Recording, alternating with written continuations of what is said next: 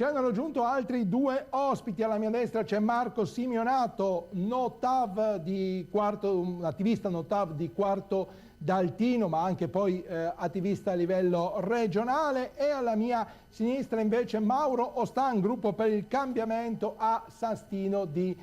Livenza. Partiamo allora con, con la questione Notav. Insomma, allora, nell'ipotesi di una vittoria della Serracchiani in Friuli, che in questo momento, insomma, stando agli ultimi dati, è in pole position, questo cambierebbe il quadro per quanto riguarda la questione TAV oppure no? Assolutamente no, il nostro movimento apartitico e in particolar modo la Serracchiani è sempre stata una assidua sostenitrice del TAV, sia nel vecchio progetto nella versione litoranea, l'ha sostenuto in tutte le sedi e anche attualmente è fra quelli che stanno sostenendo il commissario Mainardi e lo stanno sostenendo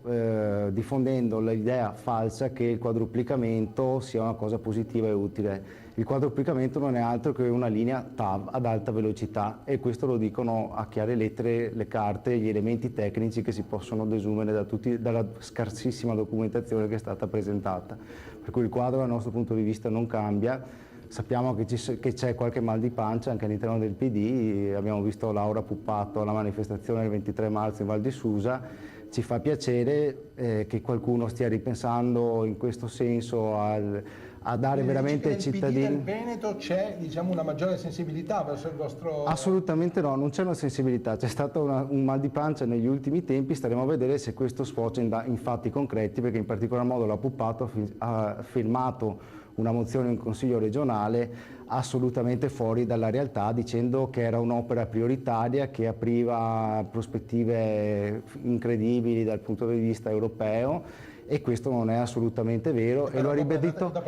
però dopo è andata in Val di Susa a dire che la TAV non è un'opera prioritaria, per cui io aspetto di vedere all'opera di fatti, aspetto di vedere che la Puppato ritiri quella mozione e ne faccia una in cui dice che la TAV non è utile né dal punto di vista sociale né dal punto di vista economico, ma la Puppato, solo per citare un esempio, dal punto di vista politico è molto trasversale il sostegno alla TAV, tanto che insomma nel panorama veneto attuale non vedo nessuno insomma, che abbia fatto fuoco e fiamme contro questa grande opera inutile. Lei avrebbe sperato piuttosto in una vittoria di Galluccio?